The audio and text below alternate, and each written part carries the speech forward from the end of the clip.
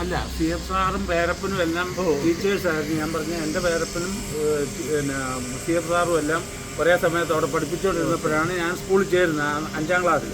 അതായത് 4ാം ക്ലാസ് വരെ ഞങ്ങൾ വടക്കേക്കര സ്കൂളിൽ എൻ്റെ ഫാദർ പഠിപ്പിച്ചിരുന്ന സ്കൂളിലാണ് ഞാൻ പഠിച്ചത്. എന്നിട്ട് 5ാം ക്ലാസ്സിൽ ഇംഗ്ലീഷ് മീഡിയത്തിൽ ചേർക്കാൻ വേണ്ടി എന്നെ കൊണ്ട് അവിടെ ചേർത്തു, 5ാം ക്ലാസ് മുതൽ.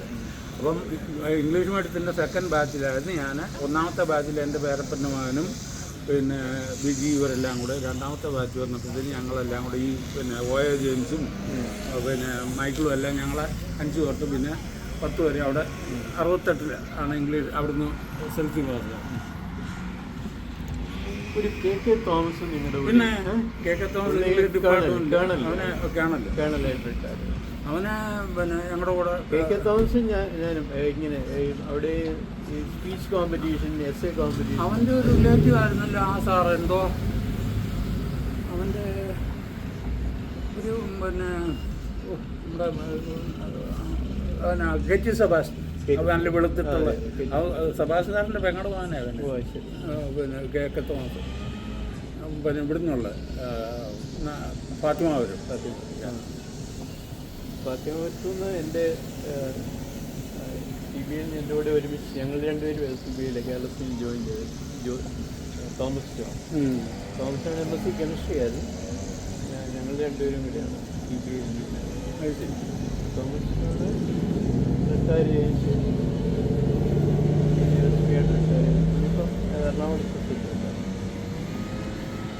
ഞങ്ങൾ ഇല്ലല്ല, ഞാൻ പറഞ്ഞു. അതെ, ഞങ്ങളുടെ കൂടെ പഠിച്ചതെന്ന് പറഞ്ഞാൽ ഇംഗ്ലീഷ് മീഡിയം ആയതുകൊണ്ട് തന്നെ നല്ല പ്രശസ്തരായ കാശുകാരുടെ മക്കളായിരുന്നു ഞങ്ങളുടെ ക്ലാസ് മുഴുവൻ. പിന്നെ നമ്മുടെ മാണിയുടെ പിന്നെ മോളെ കല്യാണം കഴിച്ചിരിക്കുന്ന ഒരു തോംസൺ ജേക്കബ് എന്ന് പറഞ്ഞിരിക്കുന്നുണ്ട്. ചങ്ങനാശ്ശേരി പിന്നെ അവരുടെ വീട്ടുപേര് പറഞ്ഞു. ഒരു പോത്തനും അവന് സോജൻ പോത്തനും പിന്നെ തോംസൺ ജേക്കബും രണ്ടും ഞങ്ങളുടെ ക്ലാസ്സിലുണ്ടായിരുന്ന. മാണിയുടെ മകളെയാണ് ഈ തോംസൺ ജേക്കബ് കല്യാണം കഴിച്ചിരിക്കുന്നത്. പിന്നെ ആ തോംസൺ ജേക്കബ് ഡോക്ടറാണ്. അവൻ എൻ്റെ കൂടെ പഠിച്ചതാണ്. പിന്നെ എന്താ ചങ്ങനാശ്ശേരിയിലെ മൂർത്തി അറിയാമോ? പിന്നെ മൂർത്തിയുടെ ഹോസ്പിറ്റലൊക്കെ അറിയാം, റെയിൽവേ സ്റ്റേഷൻ്റെ അടുത്തുള്ള ഗ്രേസ് ഹോസ്പിറ്റൽ എന്നും പറഞ്ഞ് ഡോക്ടർ മൂർത്തി. ആ മൂർത്തിയുടെ മകന് പിന്നെ എസ് കെ മാത്യു എന്ന് പറയുന്ന അവൻ എൻ്റെ കൂടെ പഠിച്ചു, ഞങ്ങളുടെ ക്ലാസ്മേറ്റ് ആയിരുന്നു.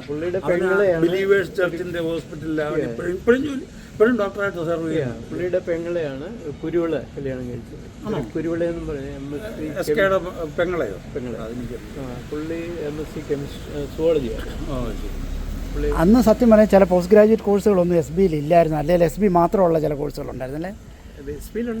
MCOM ഇല്ലായിരുന്നു. MCOM SBയിൽ ഇല്ലായിരുന്നു, NSSൽ ഉള്ളായിരുന്നു. ചില അങ്ങനെയൊക്കെ അങ്ങോട്ടും ഇങ്ങോട്ടും.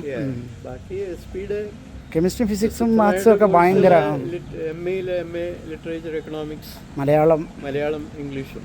പിന്നെ MSc physics, chemistry, maths, zoology, botany. ഞാൻ പറഞ്ഞില്ലേ, അന്ന് കോളേജിൽ പഠിച്ചു എനിക്ക് വലിയ മാർക്കില്ലായിരുന്നു. അത് കാരണം പിന്നെ MAക്ക് ഒന്നും കിട്ടിയില്ല.